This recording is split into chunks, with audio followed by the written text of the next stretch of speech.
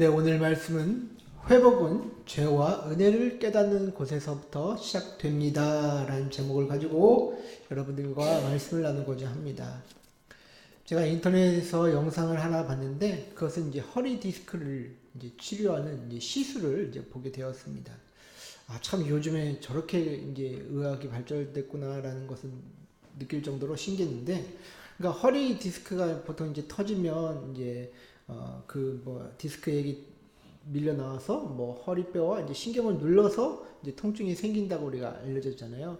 그래서 그것을 개복해서 주사를 하든지 그런 이제 방법을 알고 있었는데, 근데 요즘에는 이 꼬리뼈에 쪽을 향해서 이제 카텍터라는 것을 이렇게 이제 무슨 호스 같은 걸 쭉 넣어가지고 그 해당하는 부위에다가 유착 방지 약물도 뿌리고, 그 다음에 신경의 약물 같은 걸 집어 넣어가지고 이제 그렇게 해서 이제 치료를 이제 한다고 하더라고요. 참 이제 신기하게 이제 허리 디스크를 치료하는 것을 보고 참 놀랍다라는 그런 생각이 들었는데요. 근데 여기서 제가 이제 의학적인 걸 얘기하려고 하는 게 아니라 거기서 이제 꽂히는 단어가 하나 있었는데, 그것은 유착이라는 단어입니다. 유착이라는 단어.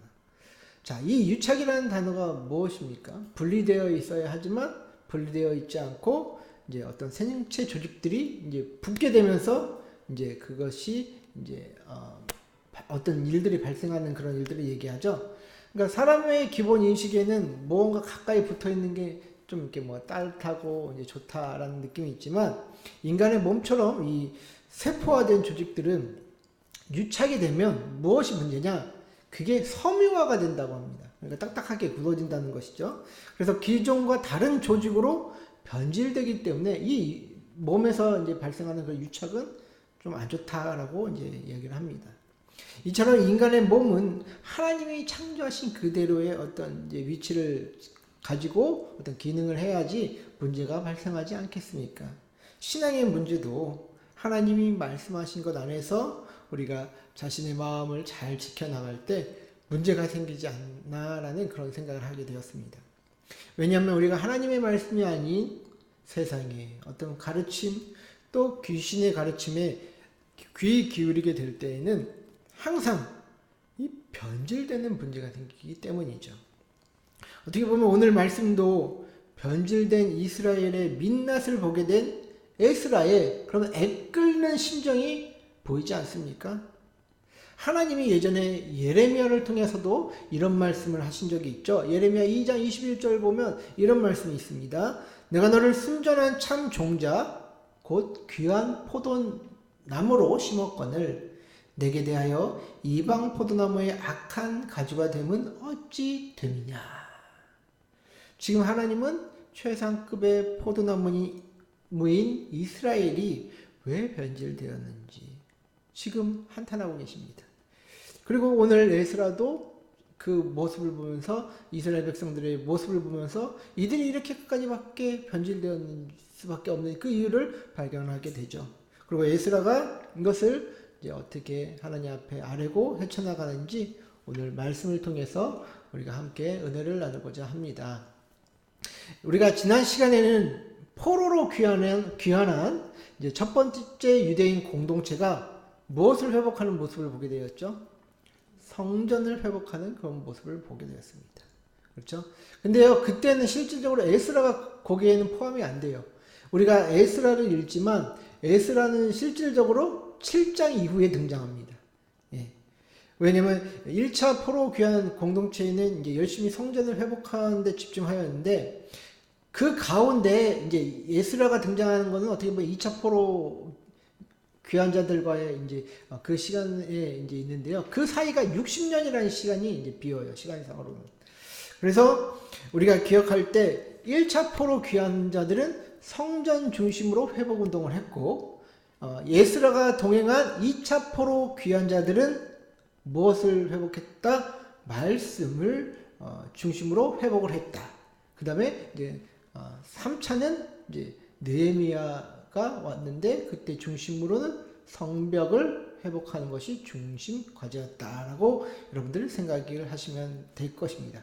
다시 정리하면 1차 포로 귀환은 성전, 2차 포로 귀환은 에스라 중심의 말씀 회복, 3차는 느헤미야 중심의 성벽 회복이다라는 것이죠. 자, 그래서 오늘 우리가 보시게 될 이 에스라의 회개는 성전을 회복한 후 이제 시간상으로 60년 후의 그런 상황입니다. 자, 이 60년이 지난 이 상황에서 에스라가 이들의 삶을 보니 지금 통탄할 만한 그 원인을 찾게 되는 것이죠. 그것은 이방 민족들과 통혼하며 살아가는 이스라엘의 그 모습이다라는 것이죠. 그래서 2절 말씀을 다시 보면 에스라가 한탄합니다. 그들의 딸을 맞이하여 아내와 며느리로 삼아 거룩한 자손이 그 지방 사람들과 서로 섞이게 하는데 방백들과 고관들이 이 죄에 더욱 으뜸이 되었다 하는지라. 자, 지금 에스라가 속옷과 겉옷을 찢어가면서 지금 또 머리와 수염을 뜯었다고 막 성경에 되어 있죠. 그래서 이 괴로워했던 그 문제가 바로 이스라엘 지도자들이 가장 앞장서서 하나님의 뜻과 위배되는 일들을 지금 하고 있다라는 것입니다. 여러분들 사실 이 본문은요, 그냥 문자 그대로 해석하면 논란이 일을 수 있어요. 왜냐? 오늘날로 따지면 이 상황은 어떤 상황입니까? 국제 결혼의 상황이라고 볼 수 있죠. 그래서 외국인들과 결혼했다고 하나님께 큰 죄를 범하는 것입니다 하는 것은 어떻게 보면 오늘날의 상식으로는 좀 이해하기 힘든 문제이다라는 것이죠. 실제로 어떤 목사님이 청소년 시절에 유학 중에 이 본문을 가지고 담임 목사님이 설교를 하는 그 설교를 듣게 되었다라고 합니다. 그래서 그 목사님의 그 주요 골자는 뭐냐? 여러분들, 국제결혼은 하나님의 뜻에 어긋나는 죄입니다라고 설교를 하셨다라고 해요. 그 당시 목사님은 이제 외국에서 유학을 하고 있었는데, 이제 외국인과의 결혼에 대해서 열려있는 친구들은 상당한 좀 상처를 받았다라고 합니다. 그러면서 동시에, 이렇게 기독교가 편협하고 다른 인종 간의 결혼에 대해서 배타적인가라는 생각만 했대요. 그 당시에는 또 이제 건의가 이제 목사님들의 건의 함부로 할 수 없는 시대였기 때문에 이제 말도 못하고 그렇게 끙끙 앓다가 이제 나중에 구약학자가 되어서 이 말씀의 진정한 의미를 깨닫게 되었다라고 이제 말씀을 하시던데요. 여러분들은 어떻게 생각하십니까? 지금 하나님께서 이방인들과 결혼하지 말라고 하셨으니 우리도 국제 결혼하는 크리스천인들은 모두 죄악된 자들입니다 라고 평가를 내려야 하는 것이 이 본문에서 얘기하는 어떤 이야기의 어떤 골자가 되는 걸까요, 여러분들? 어떻게 생각하세요? 아니죠? 저는 오늘의 본문을 기독교적 가치와 우상적 가치가 결합되어 변질을 낳는 것이 문제인 것이지 단순한 어떤 육체적 결합의 문제가 아니다라는 것을 말씀드리고 싶습니다. 자, 에스라가 지적한 1절에서의 이방 족속들, 가나안, 헷, 브리스, 여부스, 암몬, 모압, 애굽, 아모리 사람, 이 사람들, 이들은요 이미 타락한 가치관과 하나님을 대적하는 세계관으로 어떤 이제 민족의 국가적인 기능을 다 했던 족속이죠. 성적 타락과 어떤 포갑 정치와 또 가난하고 소외된 자들을 학대하는 등의 사악한 가치만 남은 나라들이 바로 이 가나안 족속의 어떤 문제였다라는 것이죠. 그래서 구약 성경을 보면 하나님은 이들을 이미 심판하시기로 작정하셨고 또 그렇게 하셨습니다. 그래서 하나님은 이들이 이방인이었기 때문에 심판하신 것이라 그들의 죄가 하나님 보시기에 가득 찼기 때문이라고 성경은 말하고 있는 것이죠. 그래서 이 죄가 관영했기 때문에 이스라엘이 그들을 정복해서 싸워서 이제 죽여서 그들의 땅을 차지하라 하셨던 것이 구약 성경의 이야기였다라는 것입니다. 하나님을 인정하고 예수 그리스도를 받아들인 자들이라면 외국인이라고 우리가 결혼하지 못할 이유가 뭐가 있겠습니까? 그리스도인의 문제는 하나님을 인정하지 않는 불신자가 문제가 되는 것입니다.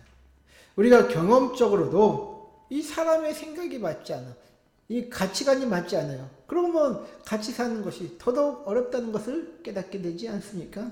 그래서 오늘의 문제는 단순한 육체적 결합이 아니라 가치와 가치가 부딪혀 변질되는 것이 하나님 앞에 죄된 삶이 될 수 있다라는 것입니다.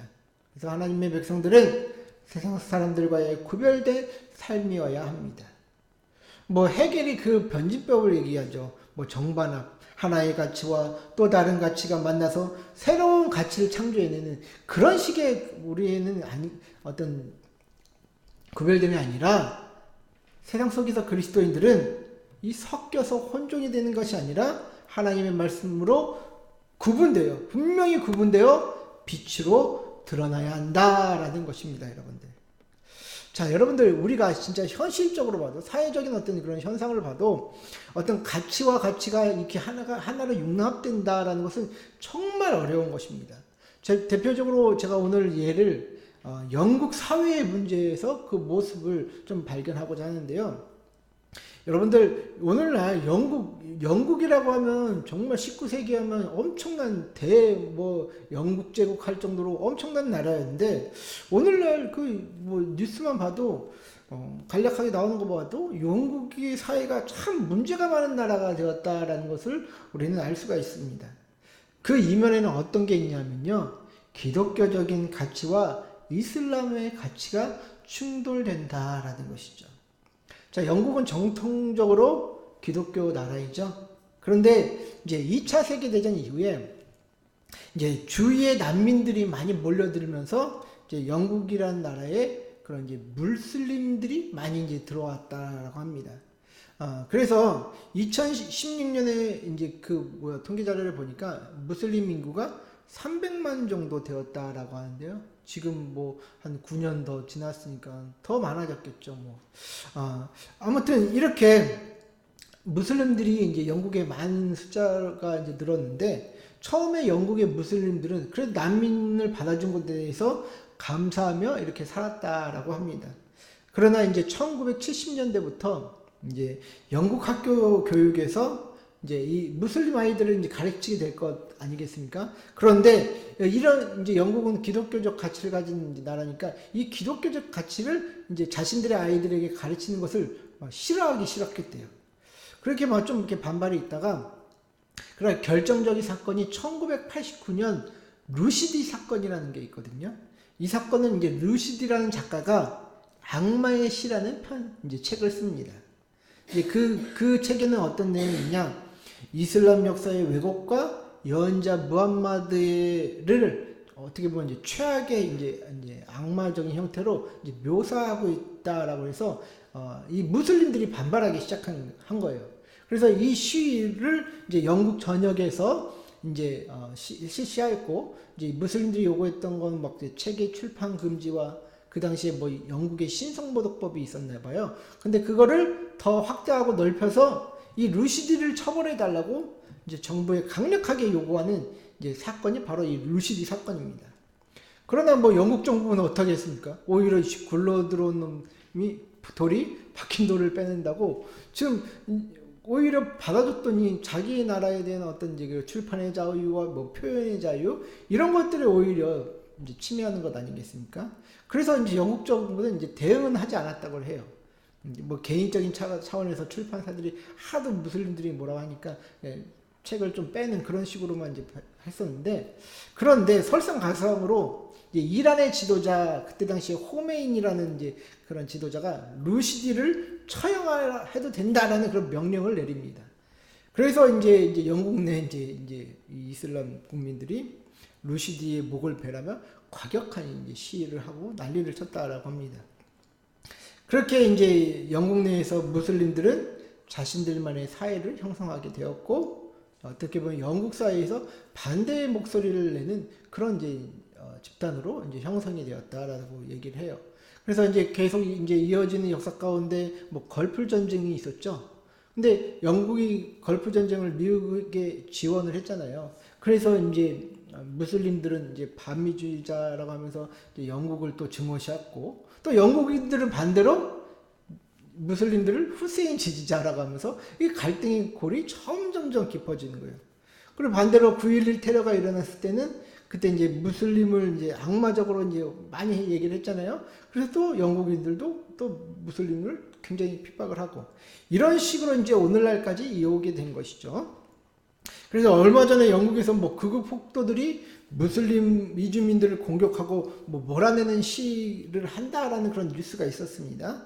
근데 이제 이게 어떤 것이냐면 무슬림들이 영국 내 어린이들 뭐 3명을 살해했다라는 그런 이제 잘못된 소식, 이제 와전된 소식이 이게 발발이 되어서 이제 영국 내 사람들이 이제 이렇게 들고 일어났다라고 해요. 근데 그 전까지 이제 영국 내에는 또 뭐 차별금지법이라고 해가지고 이제 이슬람에 대해서 이제 말도 못하는 그런 역차별로 계속 이제 영국인들이 오히려 눌려 있었던 상태예요. 근데 이런 사건이 일어나니까 오히려 이제 영국인들의 이렇게 분노를 폭발하고 이제 억눌린 분노가 이렇게 시위로 이제 드러났다라는 것입니다.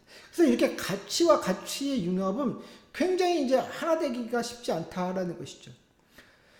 어떻게 보면 극단적인 가치잖아요. 기독교적 가치와 이슬람의 가치는 극단적인 가치잖아요. 거의 이제 불가능한 것입니다. 이게 융합되는 것은. 어느 한쪽이 포기해야 하는 것인데 두 민족 다 하나님의 계시에 뭐 수여받은 민족들이라고 하는 그런 가치들이 있으니 그게 어떻게 하나가 되겠습니까? 그래서 상반된 가치를 지닌 자들이 하나 되는 것은 굉장히 어렵다라는 것이죠. 그것이 문화와 종교에 속한 것이라면 더더욱 말입니다. 그래서 하나님께서 이게 결혼을 금지하고 이렇게 가치와 가치가 만나지 못하게 하는 것은 다 이유가 있다라는 것이죠. 앞으로 우리나라도요, 이런 문제가 좀 일어날 것 같다는 생각이 들어요. 왜냐하면 요즘 우리나라의 많은 중국인들이 한국의 정치, 경제, 뭐 어떤 뭐 복지 이런 것들에 대해서 이제 점령했다는 그런 소식이 들려오거든요. 뭐 정치의 언론에 이제 중국 자본이 잠식하는 것은 뭐 물론이고 우리나라의 곳곳에 그 부동산들이 이제 중국 부자들의 소유다라고 이야기를 합니다. 또한 요즘에 이제 또 흘러나온 이야기가 뭐냐면 외국인들의 지원되는 혜택이 너무 많다라고 얘기를 해요. 뭐 대입이나 취업 시 외국인 다문화 특별 전형 등 그런 가산점이 있지 않습니까? 그런 문제들이 있어서 이제 외국인 특혜가 너무 많다라고 얘기를 해요. 이게 보이실지 모르겠지만 요즘 이게 제가 이거는 팩트 체크를 정확하게 못했는데 뭐 화교 교육 지원 혜택이라고 해서 뭐 국공립 어린이집에 영순위로 이제 이들을 채용해야 되고 병설 유치원, 유아보육료, 뭐 학습비, 고등학교, 대학교 수시 다문화 특별전형 입학 이거에 이제 또 요즘에 난리가 됐던 게 뭐 의대 우리나라에는 1등급 막 이런 애들이 가지 않습니까? 근데 뭐 외국인 전형이면 뭐 5등급인 아이들도 뭐 갈 수 있다라고 뭐 그렇게 얘기를 하니까 뭐 젊은 친구들 사이에서 이제 난리가 나죠. 그래서 요러한 이제 또 뭐 이제 어떤 밈도 이제 소셜 미디어에서 이제 퍼지는 그런 모습이 있어서 제가 이제 가지고 왔습니다. 제가 정확한 사실을 이제 팩트 체크는 못했지만 이런 식의 그림이 돈다는 것은 앞으로 우리나라가 외국인에 대한 어떤 혐오도 이제 높아질 것이라는 그런 걱정이 있다라는 것이죠. 저는 이러한 문제의 어떤 시작은 하나님이 주신 이 기독교적 가치를 어떻게 보면 소홀히 한 데 있지 않나라고 생각합니다. 우리나라 어떻게 보면 정말 잘 사는 나라가 되었죠. 어찌 보면 지금이 어떻게 우리나라 역사상 가장 황금기라고 할 수 있는 그 시대를 하나님의 은혜 가운데 저는 살고 있다라고 생각이 듭니다. 그러나 인본주의가 무엇인지도 모르고 또 공산주의가 무엇인지도 모르고 이슬람주의가 뭔지도 모르고 그냥 돈만 준다고 하면서 결탁하는 그런 엄청난 죄들을 하나님 앞에 짓고 있다라는 것이죠. 저는 그 제일 선두에 있는 것이 바로 교회 다닌다고 하면서 이제 정치하는 그런 정치 지도자들의 죄가 가장 크다라고 생각이 듭니다. 또한 어떻게 보면 교회 중직이라고 할 수 있는 우리들의 죄도 거기에 포함될 수 있다라는 것이죠. 그래서 에스라는 현재 자신들의 형편과 상황이 어디서부터 시작된 문제인지를 깨닫고 하나님께 기도를 하는 모습을 우리는 보게 됩니다. 오늘 말씀 6절과 7절입니다. 말하기를 나의 하나님이여 내가 부끄럽고 낯이 뜨거워서 감히 나의 하나님을 향하여 얼굴을 들지 못하오니 이는 우리의 죄악이 많아 정수리에 넘치고 우리 허물이 커서 하늘에 미침이니이다. 우리 조상들의 때로부터 오늘까지 우리의 죄가 심함에 우리의 죄악으로 말미암아 우리와 우리 왕들과 우리 제사장들을 여러 나라 왕들의 손에 넘기사 칼에 죽으며 사로잡히며 노략을 당하며 얼굴을 부끄럽게 하심이 오늘과 같으니이다. 지금 에스라는 하나님 앞에서 국가의 죄를 고백하고 있다라는 것입니다. 자신들의 왕과 제사장이 칼에 죽고 노략당하여 얼굴을 부끄럽게 된 것이 이 죄악이 너무 많았기 때문이다라고 에스라는 하나님 앞에 인정하고 고백한다라는 것이죠. 여러분들 우리가 구약 성경을 이제 보셔서 알잖아요. 구약 성경에서 많은 사람들이 어떻게 이야기했습니까? 하나님이 살아계시면 어찌 우리가 이방 민족에게 치욕을 당할 수 있습니까? 라고 하나님 앞에 불평합니다. 그런데 지금 에스라는 자신들의 상황과 형편이 이렇게 될 수밖에 없는 이유를 인정하며 하나님 앞에 회개하고 있다라는 것이죠. 그것은 하나님 잘못이 아닌 우리들의 죄, 자신들의 잘못이다라는 것을 인정하는 것입니다. 여러분, 제가 예전에 메타인지에 대해서 이야기해 드린 적이 있죠. 기억나십니까? 메타인지? 메타인지란 자신의 약점이 무엇이고 강점인지 이해하는 능력입니다. 이런 메타인지가 뛰어난 사람들이 문제를 해결하고 발전할 수 있는 가능성이 높다라고 이야기를 하지 않습니까? 그래서요, 그리스도인들도요, 영적인 메타인지가 높아야 한다라는 것이죠. 그래야 하나님 앞에 자신의 죄를 인정하고 돌이켜 새로운 차원으로 나아갈 수 있기 때문이다라는 것입니다. 저와 여러분들에게는 하나님이 주신 지혜로 이런 영적인 메타인지가 정말로 발전하게 되시는 저와 여러분들 되기를 소원합니다. 자, 이렇게 에스라가 회개만 하고 있는 것이 아니라 다음으로 에스라는 이 절망스러운 환경 가운데서도 하나님의 은혜를 깨닫게 되었다라는 것이죠. 8절과 9절 말씀을 보시면 이제 우리 하나님 여호와께서 우리에게 잠시 동안 은혜를 베푸사 얼마를 남겨두어 피하게 하신 우리를 그 거룩한 초소에 박힌 목과 같게 하시고 우리 하나님이 우리 눈을 밝히사 우리가 종로로 타는 중에서 조금 소생하게 하셨나이다. 우리가 비록 노예가 되었사오나 우리 하나님이 우리를 그 종살이하는 중에 버려두지 아니하시고 바사 왕들 앞에서 우리가 불쌍히 여김을 입고 소생하여 우리 하나님의 성전을 세우게 하시며 그 무너진 것을 수리하게 하시며 유다와 예루살렘에서 우리에게 율타리를 주셨나이다. 자, 에스라는요, 지금 현재의 상황, 하나님께서 남겨두신 자들을 통해서 이렇게 조금 회복해 하시고 또 성전과 예루살렘의 울타리를 주신 것이다 라고 말을 합니다. 이 모든 것들이 하나님의 은혜입니다. 우리가 죄를 많이 범하고 그러지만 그래도 이 예루살렘, 이 황폐화된 이 예루살렘에 이 조금이라도 된 사람들, 죄 많은 사람들이라도 남겨주신 것이 하나님의 은혜였다라고 고백하는 것이죠. 자, 에스라는 자신들이 하나님 앞에서 멸망당하고 소멸되어도 할 말이 없을 정도로 타락한 민족임을 스스로 압니다. 그럼에도 하나님이 바벨론에서 포로살이를 하던 이들을 돌아오게 하시고 하나님의 성전과 예루살렘을 재건하는 것은 오직 하나님의 은혜의 결과물이구나라는 것을 깨닫게 되었다라는 것이죠. 이는 인간에게는 절망 중인 것과 같은 상황이지만 그럼에도 불구하고 하나님이 은혜를 베푸셨기에 가능한 일입니다 라는 것을 인정하고 고백하는 것입니다. 그래서 저는 한 인간이 하나님의 은혜를 깨닫는 것은요, 새로운 세계의 문을 여는 것과 같다라고 생각이 듭니다. 왜냐하면 하나님의 은혜를 알게 될 때에 세상에 대한 새로운 이해가 열려지기 때문입니다. 하나님은 언제나 우리 모두를 사랑하셔서 은혜를 베풀어 주십니다. 그리고 그것을 우리 모든 인간이 깨닫기를 원하신다라는 것이죠. 하나님의 은혜는 절망적일 때나 번창할 때나 언제나 동일합니다. 그러나 우리는 그 속에서 하나님의 은혜를 발견하지 못하는 것이 우리의 모습이다라는 것이죠.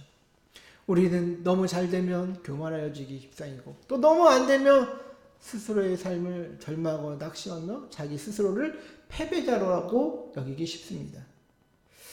하나님은 모든 상황 가운데서 우리가 하나님의 은혜를 깨닫기를 원합니다. 그것이 하나님께서 우리를 어떤 상황에 두시는 그런 이유와 목적이다라는 것이죠. 여러분들 다니엘서를 보시면요, 느부갓네살 왕이 나와요. 그 왕이 나오는데 이 왕은 바벨론의 초대 왕이었습니다. 그는 강력한 왕권을 가지고 있었고 또 고대 근동 세계를 제패했던 사람입니다. 마치 오늘날의 트럼프와 같은 그런 사람이었다라는 것이죠. 그런데 그가 왕 자리에서 쫓겨납니다. 그 이유는 자신의 능력과 권세로 이 바벨론을 내가 건축했다라고 교만하여졌기 때문입니다. 하나님은요, 근데 이 느부갓네살 왕에게 이미 꿈으로 주시고 또 예언을 하셨거든요. 그 꿈을 해석해 주던 다니엘도 느부갓네살 왕에게 왕이시여 공의를 행하시고 가난한 자를 긍휼히 여기셔서 죄악들을 용서하십시오 라고 권면을 합니다. 그럼에도 그는 그 말을 받아들이지 않고 교만하여졌다가 왕권에서 쫓겨난 것이 바로 이 느부갓네살의 이야기입니다. 쫓겨난 그는 그 화려한 왕궁을 뒤로하고 쫓겨난 그는 7년 동안 길거리의 어떤 폐인처럼 살았음을 다니엘서에서는 잘 보여주는데요. 그런데 그에게 하나님의 은혜가 임하게 됩니다.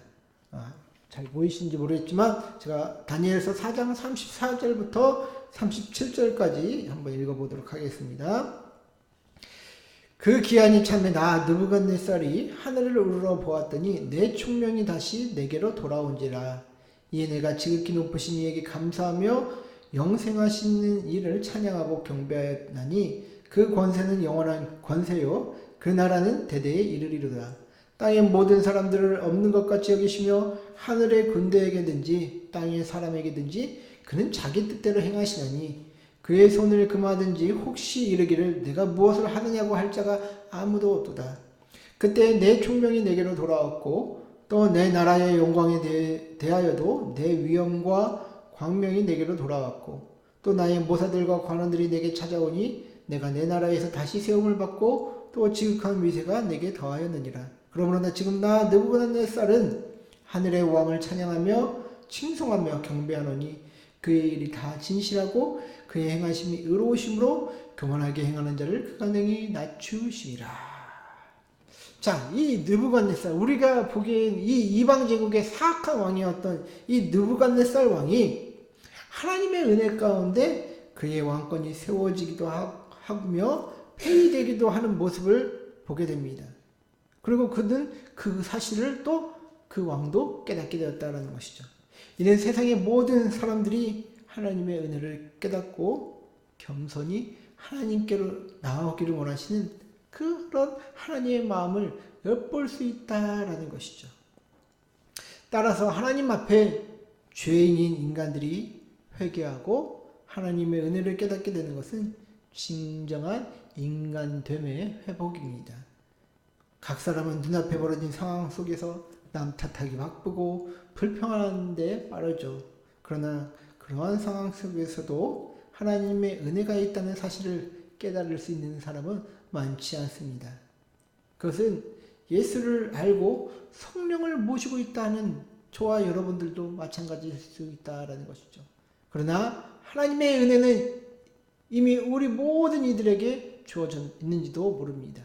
그러나 그것을 발견하고 그 은혜에 감사하며 살아갈 수 있는 것은 하나님의 은혜를 구하고 하나님의 성령의 음성에 기울이는 자들이 깨달을 수 있는 그런 축복과 또 회복의 시작이다라는 것이죠. 사랑하는 성도 여러분, 오늘날 우리 앞에 놓여진 삶의 상황 속에서 무엇이 정말 옳고 그른지 제대로 판단할 수 있는 사람은 없습니다. 그렇게 우리는 겸손히 하나님의 은혜를 구하며 회개함으로 우리의 죄들을 씻어낼 때에 하나님의 뜻을 발견할 수 있다라는 것이죠. 회복의 시작은 회개와 하나님의 은혜를 깨닫는 곳에서부터 시작됩니다. 우리의 믿음도 은혜로 시작되었으며 마침도 은혜로 이어질 것입니다. 그런 은혜를 깨닫고 또 발견케 되시는 저와 여러분들 되시기를 주의 이름으로 간절히 축원하고 축복드립니다.